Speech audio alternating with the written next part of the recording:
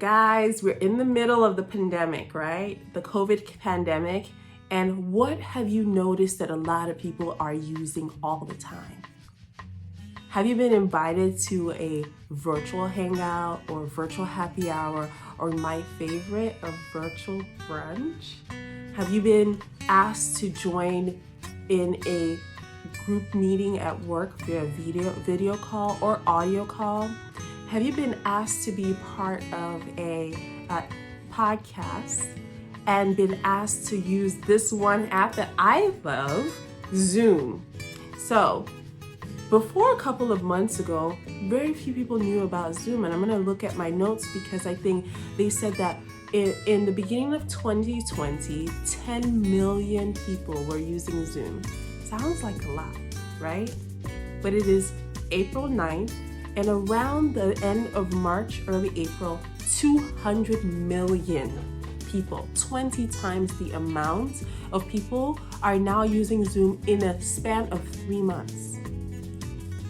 I've been using Zoom. That's what I use to record the Pretty in Pink podcast. And I've used it to record some other podcasts that I've been on, that I have hosted, and I have been guests on. I love Zoom. And I think there's a lot of lessons to be learned from Zoom. So I want us to talk about that really quickly. So in addition to the jump from 10 million users to over 200 million users, in just the free version alone, and please don't hold me to the numbers because I'm just giving you the scale of what I have read, they also show that the stock market, or the stock cost, each stock for Zoom went from $75 to $150 from a span of January 2020 to March 2020.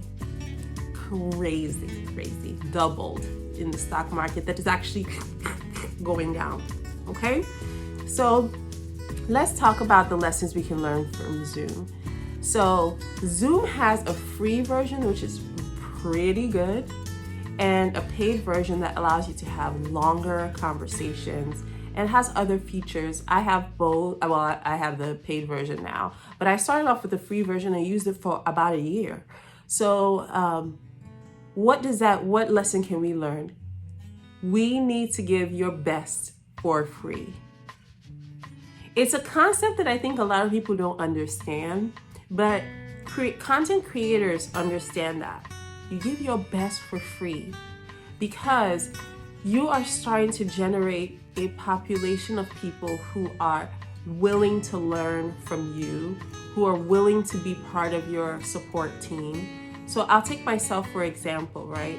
I do a lot of things for free. I put out a lot of content for free, from content about medical school to content about life. I used to put out workout videos when I was a personal trainer, because a fun fact, I was a personal trainer for almost 10 years. So I used to put out that's actually how I started vlogging. I never used to talk then. People used to say all the time, like, oh my gosh, he talks. Because all I did was work out and show different, like, easy moves. So put out your best for free, but then always have a paid version, right? Know what your worth is, but you're putting out your best for free because you're building your reputation, especially in the beginning. So they have a free version, which is so good. It's for free. They have the paid version. So I think that's a lesson we can't let go. The third, because the first lesson was putting out your best for free. The second lesson is having a paid version. The third lesson is, if you have an idea and you know that the idea is going to bring something new and fresh to the market, do not shy away from that particular thing because the market is saturated. Because we all know video conferencing is not new. There's FaceTime, there are Yahoo groups, there is House Party, there is Skype, the almighty Skype. But Zoom decided to go in, and they knew they brought a little bit more to the table because they had scalability. They had easy access. To set up a Zoom account is very easy. It's a free account. You can set it up and proceed. So you can set it up in minutes. and have your meeting in 5 seconds. I mean, literally, it is so easy. It is linked to Google, so you can kind of, easily add yourself into that, and it's simple. So the third lesson is do not shy away from from developing your idea because of market saturation, okay? Because if you're bringing something new to the table, you're bringing something new to the table. The next is be ready to adapt to the market. And, the thing that Zoom had that was helpful in this pandemic is the scalability. It built a platform on a cloud platform. So guys, I'm not quite sure where I was. I got a call. I'm recording on my phone in my office. So I apologize, but I'm gonna try to continue where I think I was. So we were talking about being ready to adapt to a market. So if you're ready to adapt to a market, that means that in the Zoom situation, they had this scalability. So I am not technical at all. So forgive me for the more technical people. However, from what I understand, they had a platform that was a cloud platform, so it was able to sort of build out quickly as more users were being introduced to the app, or to the platform. So I think that one of the things that can help you is to be able to adapt quickly to a moving market, to a changing market, to an evolving market. Because there's one thing you can be sure of. There's one thing you can be 100% sure of. Change is inevitable. So you need to be able to adapt to change. All right?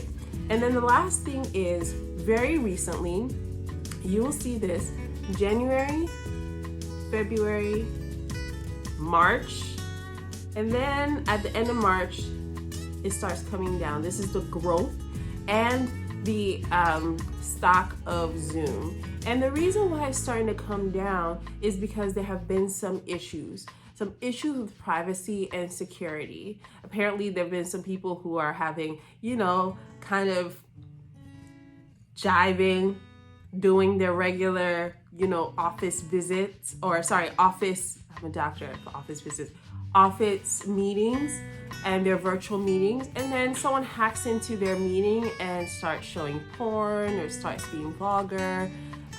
So the privacy issues and the security measures weren't as tight as they could be.